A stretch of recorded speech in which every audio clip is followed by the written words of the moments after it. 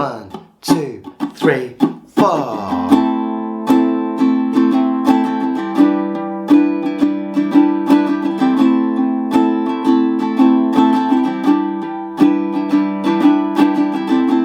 I know it's true. It's all because of you. And if I make it through, it's all because of you.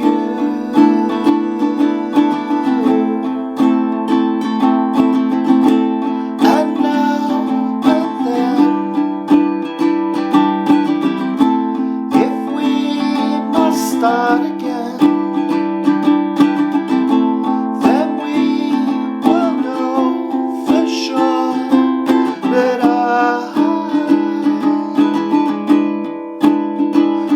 will love you. Now and then, I miss you. Oh, now and then, I want you to be there for me, always to return to me. I know it's true. It's all because of you. And if you go away, I know you'll never stay.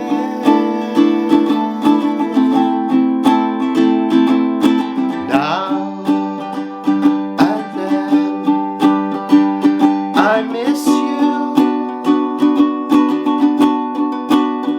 Oh, now and then, I want you to be there for me.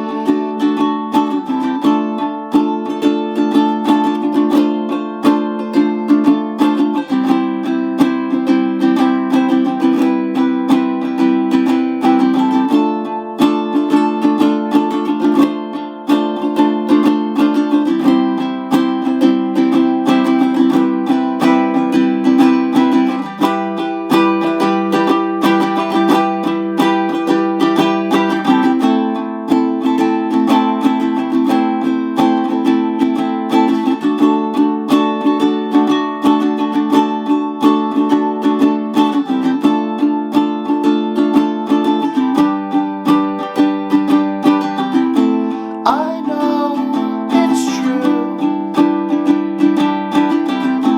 It's all because of you.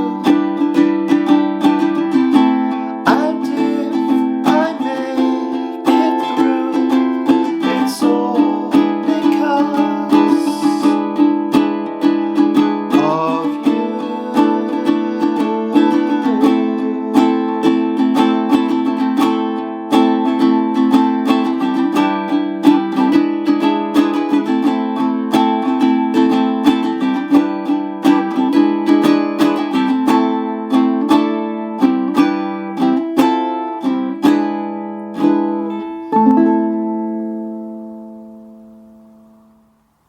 So let's break the song down and have a look at how to play it and have a look at what's happening, which is kind of interesting. So in terms of the rhythm, this one's got a really kind of straightforward Beatles-esque rhythm, which is really nice. And you can play that quite simply by down, down, down, down, up, down, down, down, down, up. I like to think about things in terms of rhythm, and I like to count this as walk, walk, walk, running, walk, walk, walk, running, walk, walk, walk, running.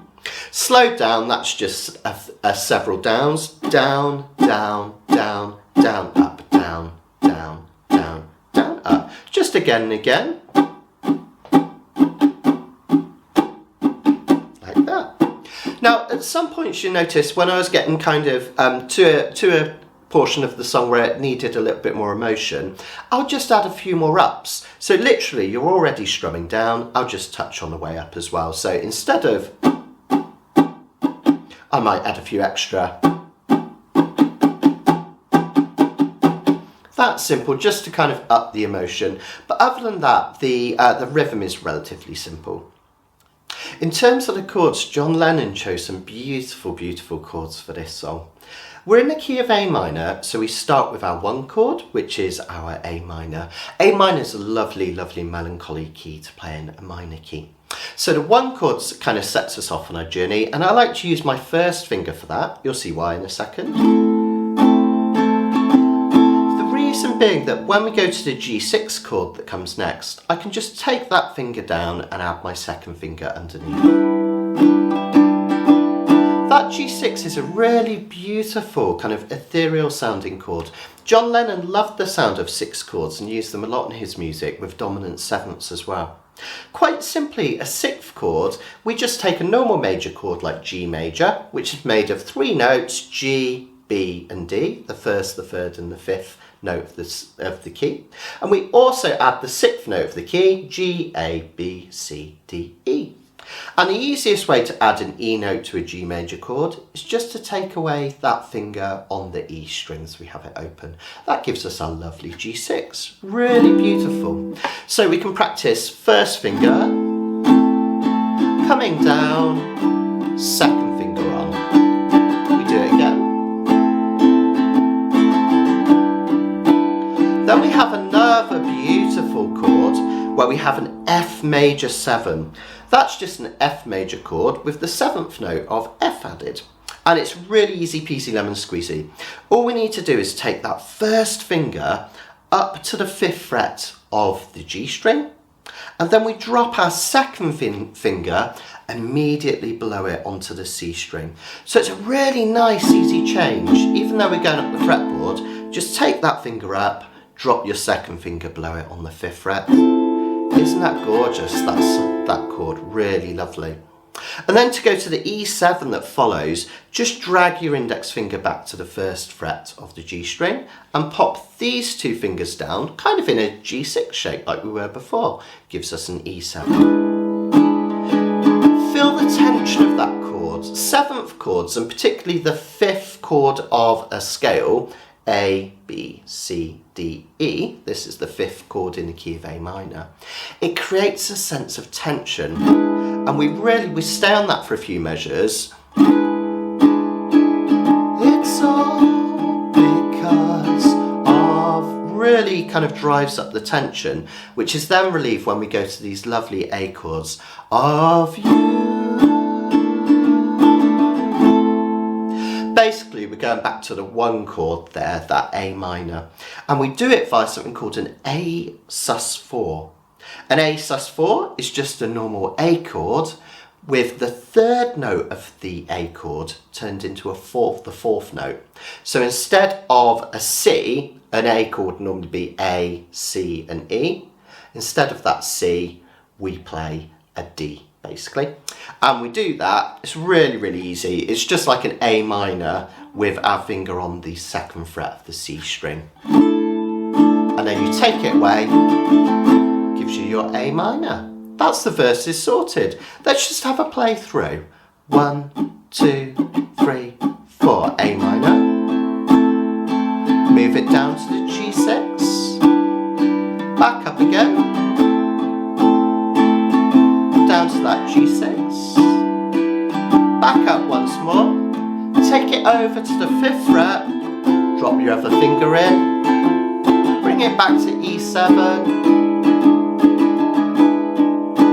And then the same shape as that F major 7, but the 2nd fret, finger off. Isn't that a beautiful, beautiful verse? I absolutely love the chords in that. So have a little practice of that round and round, and the 1st verse we do that twice.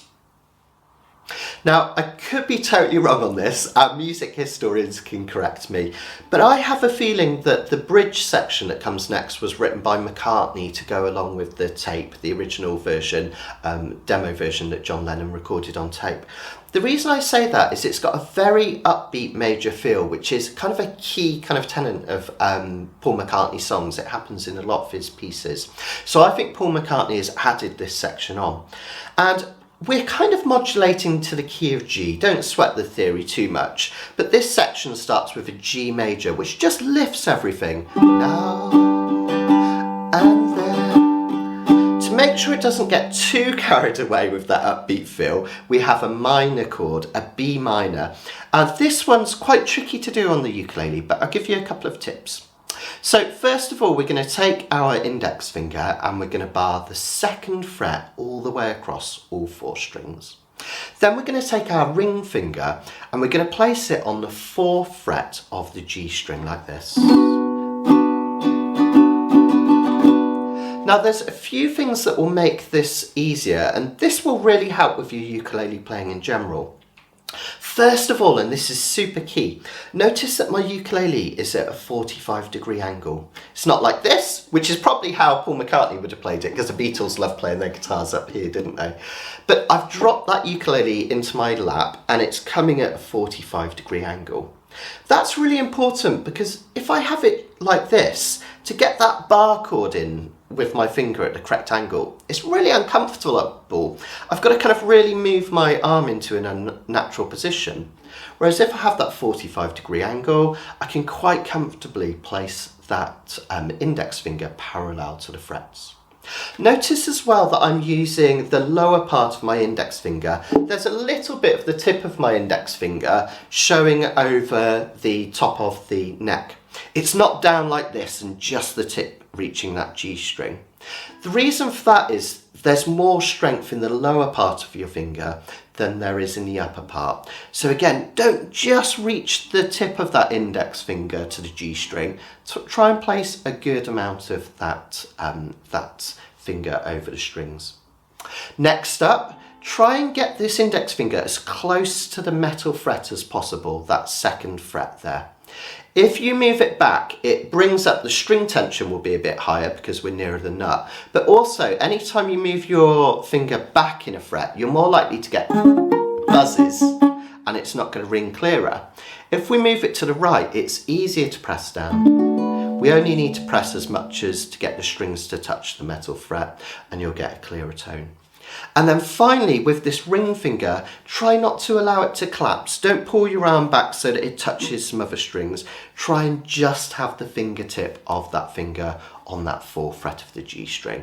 And you'll get that lovely B minor chord. Might take a bit of practice at first. Then we have a beautiful E minor chord. Now that one, just think about you're going up the stairs. Put your 1st finger on the 2nd fret of the A string, and then we go up and over, and up and over. It's like climbing the stairs. Index finger in first, 2nd finger and 1st. Then we go back to our A minor chord. Again, as with all of the occasions in this song, use your 1st finger here to hit the A minor. That will allow these 2 fingers here to drop down quite naturally for the D chord that follows. You can take them away, gives you your A minor, and back on. Fantastic, let's give that a go then. After 4, 1, 2, 3, 4. Now and then, here's our B minor. I miss you. Then our E minor. Oh no. Index finger A minor, I want you to be there for me, always to return to me. Fantastic. McCartney's got to be talking about John Lennon there, hasn't he? It's really beautiful and melancholy, that piece, even though we have that upbeat kind of G chord to set us off. So that's the two largest parts of the song done. We have the verses in A minor, then we have those lovely upbeat sections in G. Now we also have a solo. There's a beautiful solo that Paul McCartney does with slide guitar to echo what George would have done if he was still around. And I haven't kind of written out the solo part, I'm just playing chords over this bit. And there's a way that we can kind of make those chords more interesting. And because we're just strumming, because there's not a lead part, we need to kind of give them a bit more of a flavour, so a bit more of a change. So you notice when I was hitting the D minor in the solo section, I like to also turn it into a D minor 7 by adding my little finger here to the 3rd fret of the A string.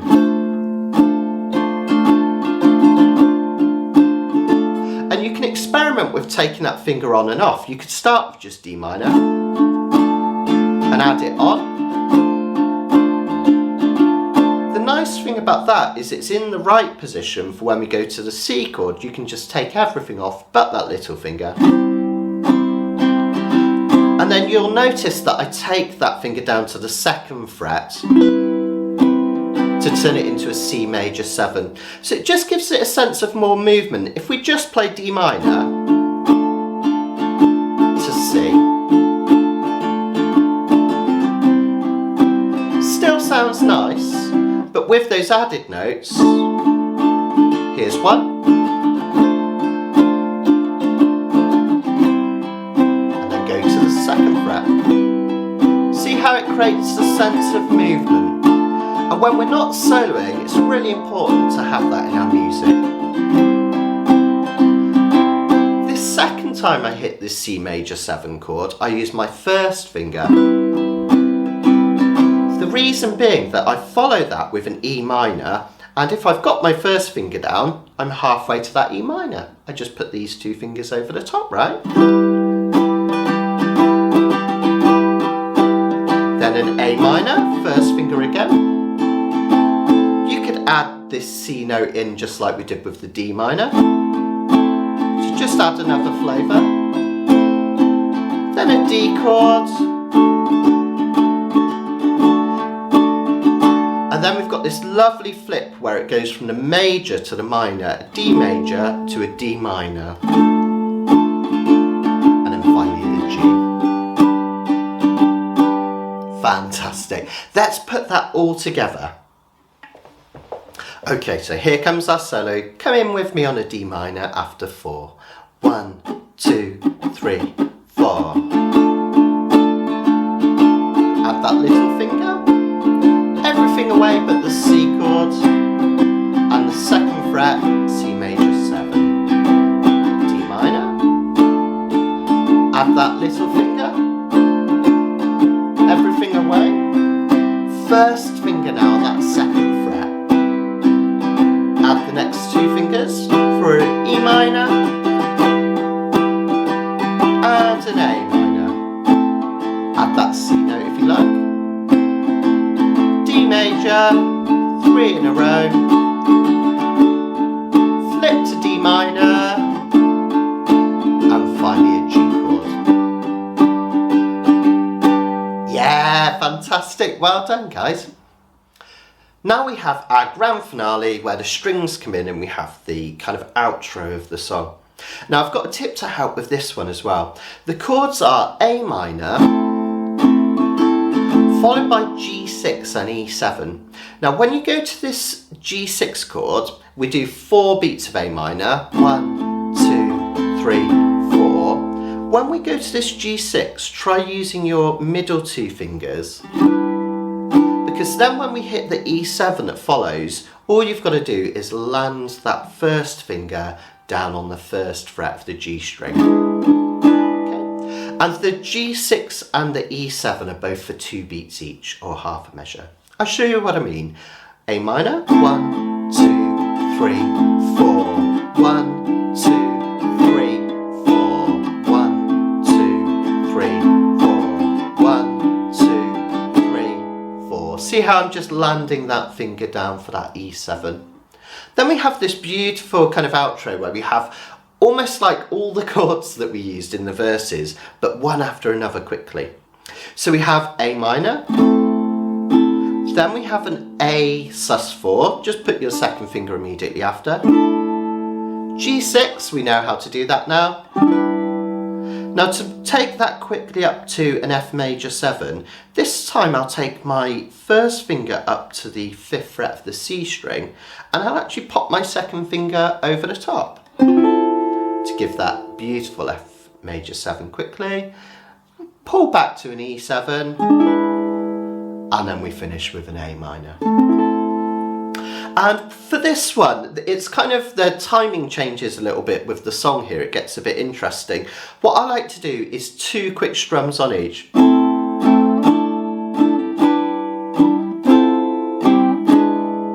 And then finally, A minor to finish. Well, I hope you guys enjoyed that. I just couldn't resist doing a tutorial for this song. It's so great. The chords are so beautiful. And I love the way it kind of melds that John Lennon demo with the new bits from McCartney. Just really, really beautiful.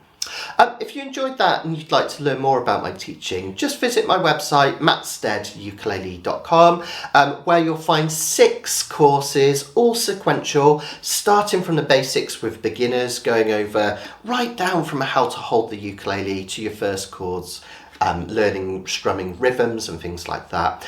Then we have intermediate, next steps with a lot more detail, going into chord melody, finger picking and fingerstyle playing. I've also got a uke theory course which takes all of this music theory and applies it to the ukulele, which is really interesting. So if you found any of that kind of theory about the 6 chords and the major 7s and whatnot interesting, check that out. There's a lot more detail there.